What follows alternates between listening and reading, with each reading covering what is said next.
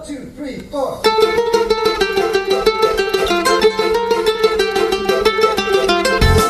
Good morning, everyone. Hi, everyone. This is Jewish Talk, coming to you live from NASA Community College on 90.3 WHPC and also streaming on the iHeart and iTunes app. We can be seen in the studios right now on my Facebook Live. This program, of course, is later archived on Spreaker.com. So, hi, everybody. In case you don't know, this is Rabbi Pearl. Good morning, good afternoon, and good evening. This all depends on when you're listening or when you are watching. Well, my dear friends, I come to the studio today a little down because, the world is rather insecure at the moment. And I bet you're wondering what on earth I can say. You see, we are living in a very insecure time. Nothing from our passwords, our bank accounts, to our very physical existence seems to be safe. Our friendships are often tenuous, are predicated on political correctness and similar opinions. Our jobs depend on the newest technological revolutions. Marriages seem to be balanced on the thin ice of a cocktail. And there's all kinds of rampant garbage, So how are we supposed to feel at a time like this, with anxiety, with panic, with insecurity? The world seems to be volatile, and we seem to be vulnerable. In a few minutes, dear friends, I'm going to share some of my comments on the recent rise of anti-Semitism, but a little later. Let me first say hello to all of our Facebook, all those joining us today. Good morning to Harvey Kipnis, to Louis Pushkin, to Jonathan Wolf. And I'm happy to say that Dr. Kilshevsky has made the right choice to join us right from Merrick, which of course includes Mrs. Rothstein, who happened to be joining them. And of course to Jean Brandstein. Good morning to everybody. And of course to all of our listeners joining us, of course, right here at 90.3 WHPC. See, the first thing we need to realize is that God directs the world and is capable of directing and sustaining and taking care of all the people in this. Yeah, this is the world. I know this is a tremendous secret. Nobody seems to know about this. But God is big enough to take care of all kinds of people, all kinds of walks of life. Yeah, the world is big enough to include all of us. Worry or insecurity arise when we think that we are alone and can only rely upon ourselves and our judgment. So we're insecure about each move that we make. But here is the secret, my friends. But when we deepen our faith in God, and how God watches and directs every one of our moves, we feel a great sense of security. The Lubavitcher Rebbe teaches this and provides directions to increase our faith and to conquer those anxieties, those fears, those worries, and the nerves. So let me first begin our program today by suggesting some practical tips and suggestions that I found that I do to increase a sense of security in ourselves at a time like this. The first I would suggest is batten down the hatches. What do I mean? In the places where you do feel secure, reinforce that security even more. Make your home a haven. Nurture your most precious relationships. Dedicate yourself to more fully to the tasks that reflect the purpose you were put on this earth to fulfill. Do what you do best. And as the poet would say, let God take care of the rest. A second suggestion, my friends, if you're worried and concerned about this insecurity that we seem to have around us, pray, especially say Psalms. There's nothing that reinforces our feelings than everything and knowing everything is in God's hands. And we are safe as long as we remember that. And that is reading Psalms. See, the book of Psalms has provided millennia of comfort to millions throughout the ages.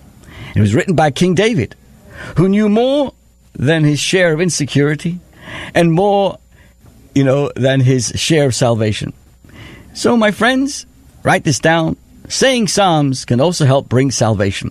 In fact, if you want to be very specific, each day at least say the psalm of the day, let's say whatever the date of the month is, and also what your next birthday is. Let's say you're 20 years old and your next birthday is 21, so say Psalm number 21. That's a great blessing to make it to the next blessing and to the next birthday. Number 3. My dear friends, we're discussing the insecure world that we live in today and how we can react. Avoid putting yourself in a vulnerable position. You don't have to broadcast everything that you do on social media. Besides giving potential hackers information that can be used against you, it also causes envy. Jacob tells his son not to draw attention to themselves. When they came to Egypt, they all came in through different doorways. Try to keep a low profile. Enjoy your blessings quietly and modestly. Another idea. Know whom to trust. Do not trust someone who betrays your trust again and again. If someone has lied to you, cheated you, or double-crossed you, then don't trust that person again. Be wary of people who don't know who made promises they make promises that seem to be too good to be true. Better safe than sorry has never been more relevant. Don't take foolish risks when you can't afford to, whether it's emotionally, financially, or with your reputation. Don't bite off more than you can chew when you're going through a difficult time. Focus your energies on the areas you need to and say no to other commitments. The same way that God created the body so that blood rushes to an injured area, you too should rally your forces and concentrate on the areas that require attention. Of course, an ounce of prevention, making sure you take care of your affairs, is really a responsible manner, and which is also paramount. Another idea, my friends, is in a moment I will be addressing the Facebook comments. Lower your expectations. So much pain in our lives is caused by disappointment. If we hadn't had such high expectations, then we wouldn't be so disappointed and feel like we've lost something when in reality, nothing bad has happened. When you expect a little less, what good does come out of a situation seems to be so much richer. As our great prophets tell us, that disappointment brings the sickness of the heart. While you should strive to achieve and attain, the best place to do this is in the spiritual realm, when the striving in of itself is an achievement. And this is my favorite, my friends. And this keeps me going. Keep your sense of humor. It's the first tool to go under duress and the most important in keeping your equilibrium. It's one of the most important aspects of life, really. I know it. Another idea. Don't be tied down to the image of what you think your reality should be. Change is inevitable, and much of it is for the better. We don't know what's going on behind the scenes. Help someone in a more vulnerable position than you. That helps them and gives you perspective at the same time. When you help others, you end up helping yourself. There's always someone in a more vulnerable position who needs attention, and always something that we can be grateful for. And my friends, take notice of the world around us. Notice the universe. Pay attention to how micromanaged the world really is. It's amazing. If God can take care of the needs of microscopic creatures, insects, mammoth animals, then he can handle whatever life has thrown at you. In fact, he's probably the one who's thrown it at you and waiting to see, in the way that oysters make pearls from irritations, spiders make webs, and bees make honey, what you're going to do with this. Dear friends, let me take a look at our Facebook now and see who has been joining us in their comments. It adds to our conversation. Dr. Kilshevsky writes that when the world is volatile, we need our faith even more. Thank you. Good morning to Patty Fuchs. Brian Cohen. I can't believe this. Brian, you're joining us. Good morning. Doug, thank you. John Krishella, where are you calling from? Mexico. Boca Tov. Jed Foreman. Gewalt. Jed, you can't sleep down there in Florida. What is this here? And thank you to Mordechai Shochat. Thank you, Mordechai, for joining us too. So we're discussing the volatile world that we live in and how fascinating. In a few moments, I will address the actual rise of anti-Semitism. But this past Shabbos, there was a special word that was said 3 times that should give us strength, especially in this volatile time. We said the word chazak after finishing the second book of the Torah. In fact, in the custom in the Ashkenazi community, at the conclusion of each of the 5 books of Moses, the congregation stands up and calls out these 3 words, Chazak, Chazak, v'nis chazek, which translates, be strong, and we will be strong. 3 times. And that is repeated. Where did it begin? What's the source of this? Comes back to Joshua. In the beginning of the book of Joshua, God encourages Joshua by telling him Moses had passed away. He said, don't worry, you must be very strong and resolute, chazak ve'ematz, to observe faithfully all the teachings of my servant Moses. Let not this book of Torah cease from your lips, but recite it day and night. And the term used here is that let not this book of Torah cease from your lips. So the sages tell us that Joshua was actually holding a Torah scroll when he completed it.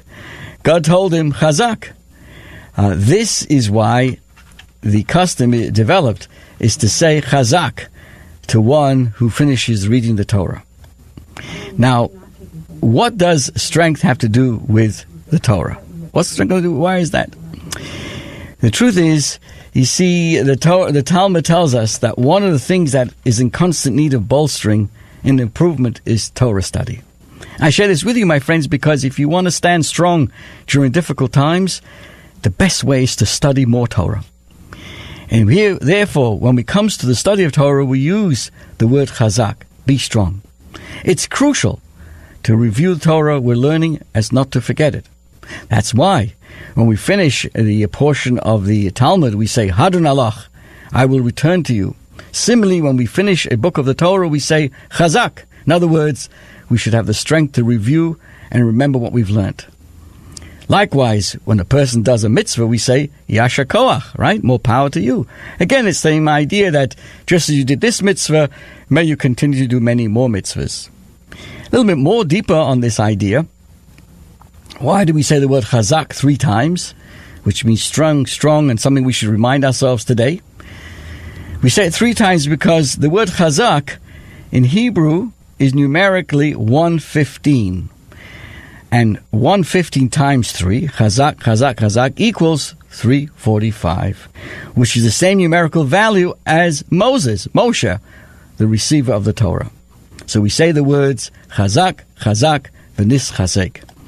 And the Lubavitch Rebbe notes that although the book of Joshua says chazak ve'ematz, right, that's where the source is, we just repeat the word chazak 3 times. Why? Because in Jewish law, doing something 3 times is considered an established pattern with legal strength.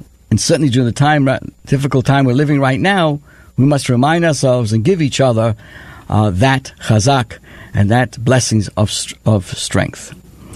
So before I go on, I'd like to share with you the thoughts of Rabbi Jonathan Sachs, who's the former chief rabbi of the United Kingdom, who spoke not too long ago in the House of Lords, that is, in England, like the Congress that we have here. He discussed the growing anti-Semitism around the world. And he explains it's happened because of the rise of political extremism on the right and on the left. And because of populist politics that plays on people's fears, seeking scapegoats to blame for social ills. And he goes on, the chief rabbi of England. For 1,000 years, Jews have been targeted as scapegoats because they are a minority and because they were different. But difference is what makes us human. And a society that has no room for difference has no room for humanity. The appearance of anti-Semitism is always an early warning sign of a dangerous dysfunction within the culture. because the hate that begins with the Jews never ends with the Jews. And he puts it into an interesting biblical perspective. At the end of his life, Moses told the Jewish people, don't hate an Egyptian because you were strangers in his land. It's an odd sentence. The Egyptians had oppressed and enslaved the Israelites. So why did Moses say, don't hate the Egyptian? Because if people continue to hate, Moses would have taken the Israelites out of Egypt, but failed to take Egypt out of the Israelites. They would still be slaves, not physically, but mentally. Moses knew that to be free, you have to let go of hate. Wherever there is hate, freedom dies. Which is why each of us, especially those in leadership positions, have to take a stand against the corrosive power of hate. All it takes for evil to flourish is for good people to do nothing. Today I see too many good people doing nothing, and the chief rabbi says he's ashamed. You see, the notion that anti-Semitism can be divorced from racism is, dear friends, simply put, both anti-Semitic and racist. Let me repeat those words in case you didn't get it. The notion that anti-Semitism can be divorced from racism is simply put, is both anti-Semitic and racist. If contemporary culture is so finely attuned to the sin of racism, it must be based on respect for the dignity of all humankind and the divine worth of all of us who created in the Almighty's image. So, cherry-picking victims for whom to fight while ignoring and at the same time vilifying others is nothing less than hypocrisy, masquerading as righteousness. And I would add as well that anyone who is either a racist or an anti-Semite is basically paranoid, self-centered, and somehow scared of themselves. And rather than dealing with themselves, looking in the mirror, it's easy to put someone else down, which is a well-known fact, that most people who put other people down in the form of racism or in the form of anti-Semitism or any anti-anything, they have a problem in themselves. So I think for all those who have this kind of attitude, take a look in the mirror and say to yourself, isn't this a world that's created by God where we all came from one Adam and one Eve? Think about this. Rabbi Schneerson wrote about this many years ago in response to anti-Semitic attacks that were happening in a particular country or capital in Europe. He reminded the writer, and we are reminded today, that all of us come from one man and one woman, Adam and Eve. When it came to creating birds and the bees and the trees and the animals, the biblical discussion in the Torah tells us God made all lots of trees, lots of animals, lots of everything, all in one go. But it came to Adam and Eve, one man and then one woman. To remind ourselves, there's no pecking order here. Surely we have our own religion, and we also have our own diversity and our own strength and our own capabilities and talents. But we all come from one place. So enough of this.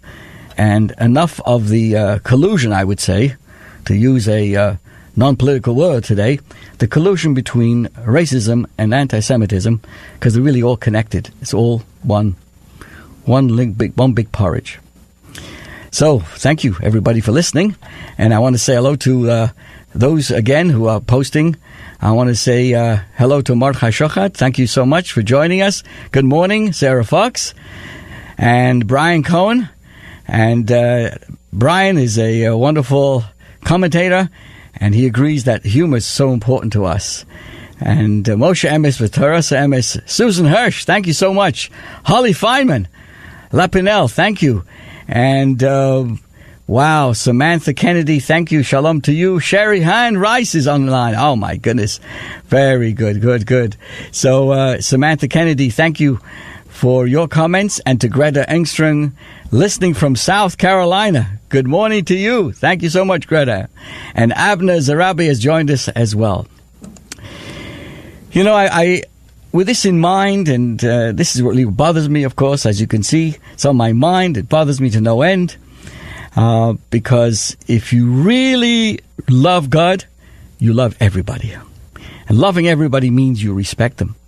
And you know that everybody has something very special to offer this world. As soon as you're putting somebody else down, whether it's in the form of racism or the form of anti-Semitism, you are basically indicting yourself. And I want to tell you how we begin Friday night. I mean in the Jewish community. I want to give you a quick, how would you call it, primer, so to speak, of the significance of one of the elements of the Shabbos dinner and other Jewish holidays. And after hearing this, my friends, you may look at your Shabbos table in a completely different way. Typically, you come home from the synagogue or you're at home, and on the table are two challahs, two loaves of challahs. And they are adorned at the Shabbos table, both at the Friday night dinner and lunchtime. And they symbolize, of course, why do we have a double bread, double challah? To remind us of the double portion of manna that God gave to our ancestors as we traveled through the desert from the Exodus out of Egypt. And because our Jewish ancestors could not gather new manna on Shabbos, the day of rest, each Friday they were given a double portion. So we have a double portion of two challahs side by side. It's like you're sitting down today and you're having two bagels side by side before you start eating one. This is only done on Friday night and on Shabbos morning to remind us of the double portion that was given to us. The loaves of challah also recall the bread loaves that were displayed on the table in the ancient temple in Jerusalem. Today, our homes are considered mini temples where we worship God and live our lives. Our Shabbos tables still carry some of the vestiges of that glorious time in the temple where we all came and prayed and, experienced the Almighty God in a very intimate way. So another way of that is the fact that we dip the challah into salt. Just as the sacrifices to God were sprinkled with salt in our ancient temple, so to today we sprinkle some salt on our challahs before eating it on Shabbos. Salt is a preserver, symbolizing the elevation of the physical meal into something spiritual, giving us eternal meaning. Now here's the point. Here's the point, my friends. I want you to know how we begin the Shabbos. These two challahs, with all of its meanings, are covered over. There's a challah cover. It's covered over. Before we make the blessing of the bread, it's actually covered over. What's the meaning of that? Well, just as the manna in the desert was covered with dew, we recall this by covering our challah with a cloth. But challah cover also has a practical lesson to us. On Shabbat, we make kiddush over wine before saying a blessing over the challah. And one of the beautiful interpretations of covering the challah is to remind us to spare the challah's feelings. By being covered, it can't see that it's not on at first. Of course, challah loaves don't really see or feel. But being sensitive, this is my point, being sensitive to their supposed needs reminds us of just how crucial it is that we guard ourselves against hurting other people's feelings. It is said in the name of the great Chafetz Chaim, Rabbi Yisrael Meir Kagan. He was visiting a home as a guest on Shabbat. The father of the house said the blessing over the challah, then he went to sprinkle the salt on it. Looking in vain for the salt shaker, he turned to his wife and yelled at her for forgetting the salt. Humiliated, the hapless wife hurried into the kitchen to get the salt. A little while later, Chafetz Chaim said, "Why do we cover the challah?" The host was perplexed at being asked such a simple question. To spare the feelings of the challah. "Ah, exactly," said the Chafetz Chaim. "And if we take such pains to shield the feelings of loaves of bread, who cannot feel, how much more careful should we be not to embarrass real, living human beings?" My friends, this is what I want to share with you today, and appreciate that each of us have something very special to share in this world. On Shabbos at our synagogue, we shared an amazing story from Toscanini, the famous violinist.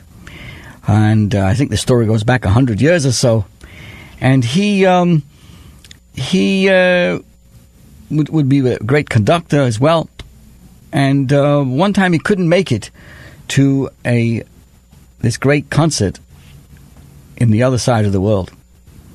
He decided he would sit and listen to it on a shortwave radio. Now, at that particular time, there was a biographer who was writing a book on him. And it was very hard to pin him down. And one day, the biographer said, "Can I come to you now?" He said, "No, now you can't come in because I've got to be focusing on this show. And you can't be there." So the biographer said, "Don't, please, I'm going to sit there and just listen. I won't disturb you at all."